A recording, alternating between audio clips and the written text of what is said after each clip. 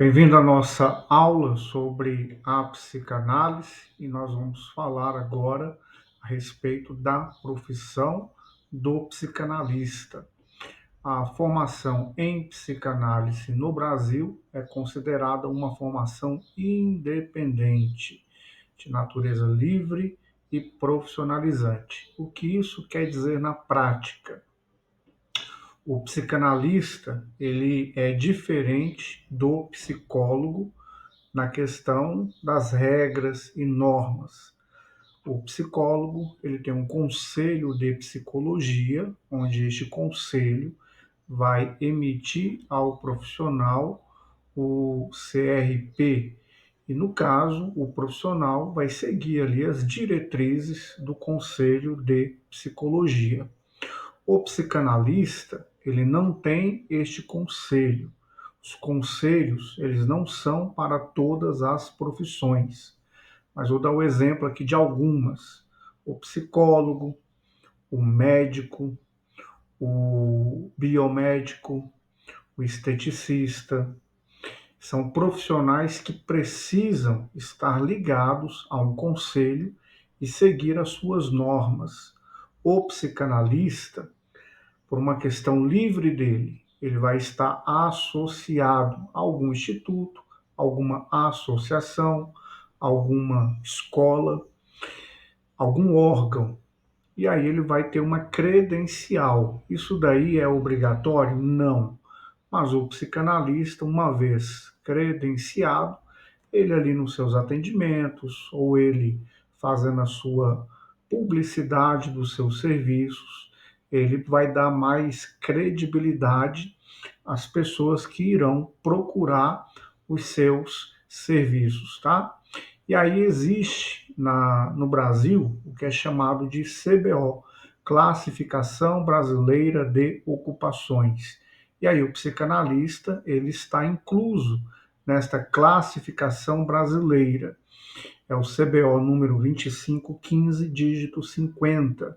Psicanalista ou analista, recebe um nome similar. Agora deixa eu lhe falar uma coisa. Se o psicanalista ele faz algo que é digno de processo, ele vai responder civil, criminalmente, porventura, daquilo que ele tenha cometido de dano a um paciente. A mesma coisa um outro profissional. Um médico, por exemplo, se ele causa um dano a um paciente, o paciente, dependendo do dano, pode estar entrando com processo civil ou até mesmo um processo penal contra o médico. E aí o Conselho de Medicina vai cassar aquilo que é uma licença para que o médico possa exercer aí o seu trabalho aqui na nação brasileira. Agora, o psicanalista, para ele exercer, ele não necessita de um conselho, porque não existe conselho. Algumas associações ou institutos, eles colocam o nome fantasia, Conselho de Psicanálise Brasileira. Aquilo ali é só um nome fantasia, tá? Agora, como eu disse, você estar credenciado vai lhe ajudar. Outra coisa interessante, existem as normas aí que regem as nações a respeito da psicanálise. Aí nós temos aí a Associação Internacional de Psicanálise. Há uma orientação que o psicanalista ele faça um bom curso, ele tenha passado por um estágio e ele tenha passado por análise pessoal, justamente para que ele saiba como são as análises pessoal. Além disso aí, é importante ele passar, porque no atendimento ele vai escutar bastante o paciente. E se ele nunca tiver passado por análise pessoal, vai correr o risco do psicanalista, em vez de escutar, ele vai ficar falando ali a sessão toda. Então, isso daí tem essas situações para que o andamento seja bom em todo o serviço do psicanalista.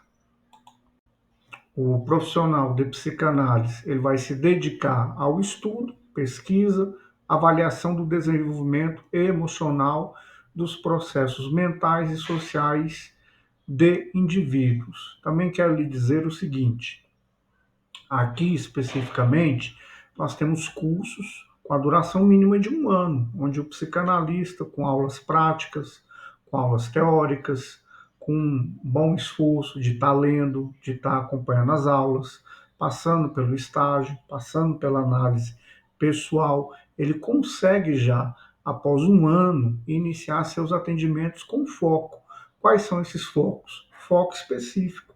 Então, por exemplo, no nosso curso de 1 ano, o foco específico, depressão e ansiedade. Agora, o psicanalista, por ele gostar do ser humano, ter amor pelo próximo, ter amor por essas áreas, ele vai continuar os seus estudos.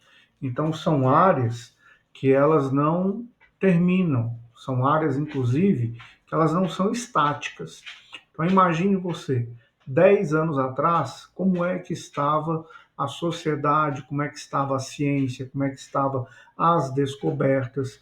Existem cursos novos hoje? Então, o psicanalista, ele vai continuar estudando, assim como um médico. Um médico, ele fez ali o seu período ali de faculdade.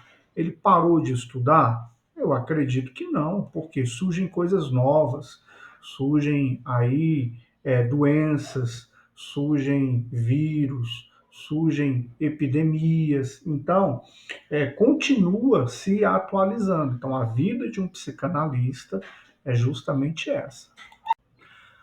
Aqui nesse slide, ainda falando sobre o amparo legal, a formação em psicanálise é respaldada pela Lei número 9.394/96, conhecido como Lei de Diretrizes e Bases de Educação Nacional, e também pelo Decreto 5.154/04. É oferecida como curso profissional, como um curso livre, conforme estabelecido por lei. Então, no caso, igual aqui na escola, nós temos a opção do curso, 1 ano, curso sequencial superior, 1 ano, emissão do diploma por faculdade, que nós temos aqui o convênio. Nós temos aí bacharel reconhecido pelo MEC, também convênio com uma das unidades que fazem parte aqui dos convênios do grupo. E aí você estuda em uma plataforma, estuda também com o nosso suporte, e você tem um bacharel reconhecido pelo MEC em 4 anos. As duas primeiras opções que eu lhe falei são, no mínimo, 1 ano.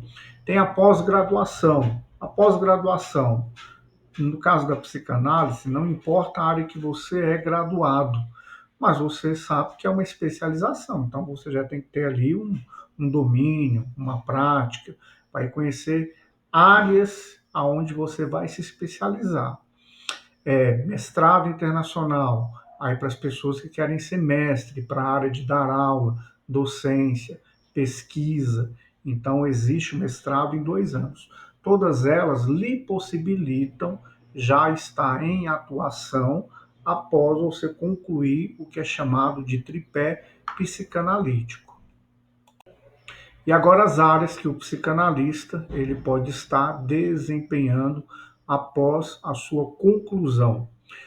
Clínica psicanalítica, onde vai focar na prática clínica, incluindo a condução de sessões de psicoterapia, estudos de caso e supervisão clínica, psicanálise de criança e adolescentes, então você pode trabalhar aí com determinado nicho, psicanálise de grupos e instituições, então você vai trabalhar com grupos, institutos, grupos, pessoas em recuperação por alguma área, não só recuperação de dependência química, tá? Mas pessoas que enfrentaram aí talvez um estresse, talvez a depressão, uma ansiedade muito pontual, né?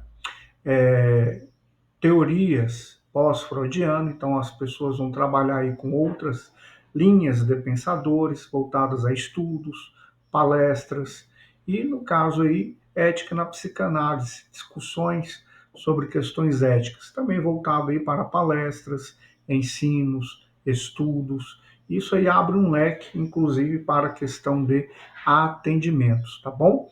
A gente está finalizando agora a nossa aula e você vai acompanhando aí os demais materiais que estão disponíveis na plataforma.